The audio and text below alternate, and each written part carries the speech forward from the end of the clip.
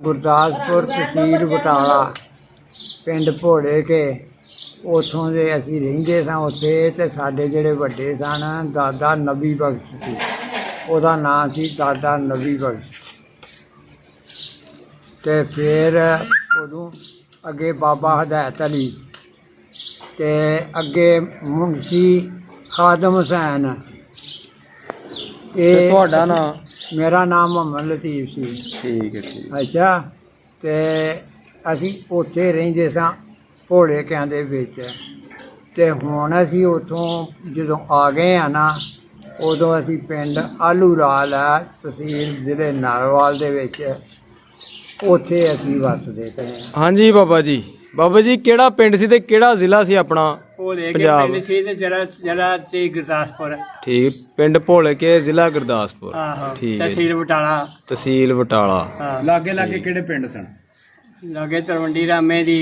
ਠੀਕ ਹੈ। ਮੀਆਂ ਮਿੱਠੇ ਦਾ ਕਠਿਆਲਾ। ਠੀਕ ਹੈ। ਤੇ ਜਨਾਬ ਛੋਟੇ ਪਿੰਡਾਂ ਦਾ ਕੀ ਨਾਮ ਹੈ? ਨਹੀਂ ਸਾਰਿਆਂ ਦੇ ਨਾਂ ਲਓ। ਸਾਰਿਆਂ ਦਾ ਉਦੋਂ ਵਾਲੀ, ਰੂਪ ਵਾਲੀ, ਮੁੱਲ ਵਾਲੀ। ਠੀਕ ਹੈ। ਇਹੋ ਜਿਹੇ ਨਿਕੋਸਰਾ, ਸ਼ਾਹਪੁਰ ਪੂਰਬੀਆਂ ਦਾ। ਹਾਂਜੀ, ਇਹ ਪਿੰਡ ਲਾਗੇ ਸਾਡੇ ਹੈ। ਸਾਰੇ ਯਾਦ ਤਾਂ ਨਹੀਂ ਹੈ, ਚਲਸੀ ਚ ਪੜ੍ਹਦੇ ਹੈ ਤੁਹਾਨੂੰ। ਨਹੀਂ ਜਿਹੜਾ ਤੁਸੀਂ ਕਹਿੰਦੇ ਮੁਸਲਮਾਨਾਂ ਦਾ ਵੱਡਾ ਪਿੰਡ ਸੀ, ਉਹਦਾ ਨਾਂ ਕੀ? ਮੁਸਲਮਾਨਾਂ ਦਾ ਵੱਡਾ ਪਿੰਡ ਨਹੀਂ ਸੀ, ਮੁਸਲਮਾਨ ਦਾ ਨਹੀਂ ਉਹ ਸਿੱਖ ਰਲਿਆ ਮਿਲਿਆ ਸੀ, ਰਲੇ ਮਿਲੇ ਰਹਿੰਦੇ ਸੀ, ਇਕੱਠਾ ਨਹੀਂ ਸੀ। ਵੀਰਾ ਸੀ ਉਹਦਾ ਨਾਂ। ਵੀਰਾ 3 ਸਾਲਾਂ ਦਾ ਢੱਗਾ ਤੇ ਪਿੰਡ ਜੀ ਵਗਦਾ ਰਿਹਾ ਸੀ, ਡੱਬਾ ਨਹੀਂ ਸੀ। ਠੀਕ, ਇੰਨਾ ਵੱਡਾ ਪਿੰਡ ਸੀ। ਇੰਨਾ ਵੱਡਾ ਪਿੰਡ। ਅੱਛਾ ਤੇ ਅੱਬੂ ਜੀ ਤੁਸੀਂ ਦੱਸੋਗੇ ਕੀ ਪਿੰਡ ਤੁਸੀਂ ਵੇਖਿਆ ਉਹ ਬਚਪਨ ਛੋਟੇ ਹੁੰਦੇ ਹੋ ਤੇ ਜਦੋਂ ਜਾਂਦੇ ਹੋ ਪਿੰਡ ਦਾ ਕੀ ਹਿਸਾਬ ਕਿਤਾਬ, ਕਿਸ ਤਰ੍ਹਾਂ ਦਾ ਸੀ ਪਿੰਡ? ਪਿੰਡ ਵੇਖੋ ਜੀ, ਲਹਿੰਦੇ ਪਾਸੇ ਪਿੰਡੋਂ ਸਕੂਲ ਸੀ। ਠੀਕ ਹੈ।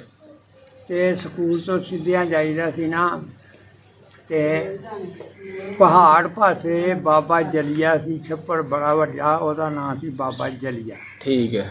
ਅੱਛਾ, ਤੇ ਦੂਸਰੇ ਦੱਖਣ ਪਾਸੇ ਦੇ ਨਾਲ ਜਾਈਦਾ ਸੀ ਨਾ। ਹਾਂਜੀ। ਤੇ ਪਹਿਲਾਂ ਸ਼ੁਰੂ ਤੋਂ ਢੁੱਡੀਆਂ ਦੀ ਕੰਧ ਸ਼ੁਰੂ ਹੋ ਜਾਂਦੀ ਸੀ। ਠੀਕ ਹੈ। ਢੁੱਡੀ ਖਵਾਉਂਦੇ ਸਨ ਉਹ। ਠੀਕ ਹੈ। ਤੇ ਅਗਲੇ ਪਾਸੇ ਸਾਡਾ ਕੋਠਾ ਸੀ। ਠੀਕ, ਉਹ ਜਿਹੜੇ ਢੁੱਡੀ ਖਵਾਉਂਦੇ ਸੀ ਉਹ ਆਪਣੇ ਹੀ ਸਣ ਕਿ ਉਹ ਆਪਣੇ ਸਨ। ਅੱਛਾ, ਚਲੋ ਕੋਈ ਸ਼ਰੀਕੇ ਚ ਲਾ ਲਓ। ਹਾਂ। ਅੱਛਾ। ਅੱਗੇ ਆ ਜਾਂਦਾ ਸੀ ਜਾ ਕੇ, ਤੇ ਚੌਕ 2 ਗਲੀ ਇੱਕ ਐਨ ਉਹੋ ਹੀ ਚਲੀ ਜਾਂਦੀ ਸੀ। ਤੇ ਹਾਂਜੀ, ਚੌਂਕ ਆ ਜਾਂਦਾ ਸੀ ਪਿੰਡ ਦੇ ਵਿੱਚ। ਠੀਕ ਹੈ। ਉੱਥੋਂ ਜਾ ਕੇ ਤੇ ਅੱਗੇ ਮਤਲਬ ਦੱਖਣ ਪਾਸੇ ਨੂੰ ਮੁੜੀਦਾ ਸੀ ਨਾ। ਹਾਂਜੀ। ਕਾਲ ਆ ਗਈ। ਅੱਛਾ, ਕਰੋ ਤੁਸੀਂ ਗੱਲ। ਅੱਛਾ, ਦੱਖਣ ਪਾਸੇ ਨੂੰ ਜਦੋਂ ਮੁੜੀਦਾ ਸੀ ਨਾ, ਤੇ ਸਾਡੇ ਘਰ ਤੋਂ ਅੱਗੇ ਆ ਜਾਂਦਾ ਸੀ ਲੁਹਾਰਾਂ ਦਾ ਘਰ। ਹਾਂਜੀ। ਅੱਛਾ, ਲੁਹਾਰਾਂ ਦੇ ਘਰ ਤੋਂ ਅਗਲੇ ਪਾਸੇ ਸਾਡਾ ਘਰ, ਸਾਡੇ ਦਾਦੇ ਦਾ ਘਰ ਆ ਜਾਂਦਾ ਸੀ। ਠੀਕ ਹੈ। ਠੀਕ ਹੈ। ਹਾਂਜੀ। ਅੱਛਾ, ਉਸ ਤੋਂ ਅੱਗੇ ਘਰ ਜਿਹੜਾ ਨਾ, ਉਹ ਮੇਰੀ ਨਹੀਂ ਯਾਦ ਆ। ਉਦੋਂ ਅੱਗੇ ਅੱਛਾ। ਮੈਂ ਦੱਸਦਾ ਨਾ, ਹਾਂਜੀ ਬਾਬਾ ਜੀ ਤੁਸੀਂ ਦੱਸੋ। ਉਦੋਂ ਅੱਗੇ ਆਪਣਾ ਹਵੇਲੀ ਸੀ, ਉਹਦੇ ਵਿੱਚ ਪਸਕਣਾ ਸਾਂ ਲੱਗੀਆਂ ਸੀ। ਠੀਕ ਹੈ। ਉਦੋਂ ਅੱਗੇ ਮੁੰਨੀ ਲਾਲ ਦੀ ਹੱਟੀ ਆ ਜਾਂਦੀ ਸੀ। ਮੁੰਨੀ ਲਾਲ ਦੀ ਹੱਟੀ। ਮੁੰਨੀ ਲਾਲ ਠੀਕ ਹੈ ਜੀ। ਖੱਤਰੀ ਸੀ। ਹਾਂਜੀ। ਉਹਦੀ ਹੱਟੀ ਆ ਜਾਂਦੀ ਸੀ। ਠੀਕ। ਉਦੋਂ ਅੱਗੇ ਜਨਾਬ ਉਹਦੇ ਘਰ, ਉਹ ਨਾਲ ਘਰ ਸੀ ਉਹਦਾ। ਹਾਂਜੀ। ਘਰੋਂ ਨਿਕਲੀ ਤੇ ਫਿਰ ਬਿਹਾਰੀ ਲਾਲ। ਠੀਕ ਹੈ। ਉਹ ਖੱਤਰੀ ਸੀ, ਉਹੀ ਚੰਗਾ ਮਾਲਦਾਰ ਬੰਦਾ ਸੀ। ਹਾਂਜੀ। ਉਦੋਂ ਅੱਗੇ ਫਿਰ ਮੁਸਲਮਾਨ ਦੇ ਮਾਲ ਘਰ, ਸਾਰਾ ਖੱਤਰੀਆਂ ਕੋਲ ਹੀ ਹੁੰਦਾ ਹੈ। ਮੁਸਲਮਾਨ ਦੇ ਘਰ ਸ਼ੁਰੂ ਹੋ ਜਾਂਦੇ ਸਨ। ਹਾਂਜੀ। ਤੇ ਮੁਸਲਮਾਨ ਦੇ ਘਰ ਸਨ ਢੁੱਡੀ। ਹਾਂਜੀ। ਢੁੱਡੀ ਬੱਕਰੀਆਂ ਆ ਢੁੱਡੀ ਯਾਨੀ ਕਿ ਹੱਲ ਸੀ ਉਹਨਾਂ ਦੀ। ਹੱਲ ਢੁੱਡੀ ਵੱਜਦੇ ਸਨ। ਹਾਂ, ਠੀਕ ਹੈ ਜੀ। ਤੇ ਚਾਰ ਦੇ ਸਨ ਬੱਕਰੀਆਂ ਤੇ ਹਾਂਜੀ। ਭੇਡਾਂ ਤੇ ਪੈਰਾ ਕੁਝ। ਹਾਂ। ਤੇ ਲਾਲ ਫਿਰ ਜਨਾਬ ਪਿੰਡ ਦੇ ਚੌਧਰੀ ਦਾ ਨਾਂ ਕੀ? ਹੈ ਪਿੰਡ ਦੇ ਚੌਧਰੀ ਦਾ ਨਾਂ? ਪਿੰਡ ਦਾ ਚੌਧਰੀ ਉੱਥੇ ਕੋਈ ਵੀ ਨਹੀਂ ਸੀ। ਹਾਂਜੀ। ਸਾਰੇ ਚੌਧਰੀ ਹਾਂਜੀ, ਠੀਕ ਹੈ। ਹਾਂਜੀ, ਕੀ ਕਹਿਣ ਲੱਗੇ ਅਬੂ ਤੁਸੀਂ? ਉੱਥੇ ਇੱਕ ਮਤਲਬ ਗਲੀ ਦੇ ਵਿੱਚ ਹੀ ਰਹਿੰਦੇ ਸਨ, ਉਹਦਾ ਨਾਂ ਸ਼ਾਮਾ ਸੀ। ਅਸੀਂ ਬਚਪਨ 'ਚ ਸਾਂ। ਅੱਛਾ, ਕੀ ਨਾਂ ਸੀ ਉਹਨਾਂ ਦਾ? ਸ਼ਾਮਾ। ਠੀਕ ਹੈ। ਤੇ ਲੁਹਾਰਾਂ ਦੀ ਉਹਨਾਂ ਨਾਲ ਲੜਾਈ ਹੋਈ ਸੀ। ਅੱਛਾ, ਲੁਹਾਰਾਂ ਨਾਲ ਲੜੇ ਹੋ? ਲੁਹਾਰ ਅੱਲਾ ਦਿੱਤਾ ਤੇ ਕਾਲਾ ਸਨ। ਠੀਕ ਹੈ। ਅੱਛਾ। ਤੇ ਤੁਹਾਡਾ ਕੋਈ ਜਿਹੜਾ ਯਾਰ ਸੱਜਣ ਜਿਹੜਾ ਕੋਈ ਹੋਏ, ਕੀ ਨਾਂ ਸੀ ਉਹਦਾ? ਉਹਨਾਂ ਦਾ ਰਵੇਲ ਸੀ, ਰਵੇਲ ਸਿੰਘ। ਰਵੇਲ ਸਿੰਘ। ਹਾਂ। ਠੀਕ ਹੈ। ਤੇ ਉਹਨਾਂ ਦੀ ਹਵੇਲੀ ਸੀ ਸਾਡੇ ਲਾਗੇ, ਘਰ ਦੇ ਲਾਗੇ। ਘਰ ਦੇ ਲਾਗੇ। ਠੀਕ ਹੈ ਜੀ। ਅੱਛਾ, ਤੇ ਉਦੋਂ ਮੈਨੂੰ ਇਹ ਯਾਦ ਆ, ਕਪਾਹ ਦੀ ਬਾਰ ਸੀ। ਠੀਕ ਹੈ। ਤੇ ਜਦੋਂ ਦੀ ਮੈਨੂੰ ਯਾਦ ਆ। ਠੀਕ ਹੈ। ਅੱਛਾ, ਫਿਰ ਅੱਗੇ ਉੱਥੋਂ ਬਾਹਰ ਨਿਕਲਦਾ ਸੀ ਤੇ ਫਿਰ ਰਾਹ ਚਲਾ ਜਾਂਦਾ ਸੀ ਸ਼ੇਖੂ ਵਾਲੀ ਨੂੰ।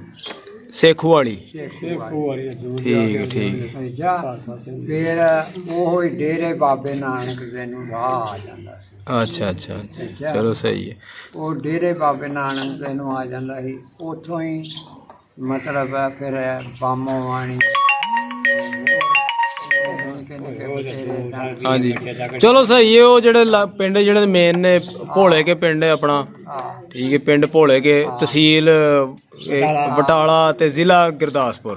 ਠੀਕ ਹੈ ਜੀ। ਸਾਨੂੰ ਰਮਦਾਸ ਵੀ ਲੱਗਦਾ ਸੀ ਤੇ ਰਮਦਾਸ ਤੇ ਉੱਥੇ 4 ਕੋ ਸੀ ਤੇ ਉੱਥੋਂ ਹੀ ਜਾ ਕੇ ਗੱਡੀ ਬਹਿੰਦੇ ਸੋ। ਕਿੱਥੋਂ ਬਹਿੰਦੇ ਸੋ?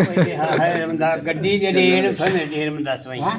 ਜਦੋਂ ਤੁਸੀਂ ਅੰਮ੍ਰਿਤਸਰ ਲਾਹੌਰ ਜਾਂਦੇ ਹੋ ਕਿੱਥੋਂ ਦੀ ਜਾਂਦੇ ਹੋ? ਉੱਥੋਂ ਇੱਥੋਂ ਜਾਈਦਾ ਸੀ ਵੀਰੇ ਨੂੰ।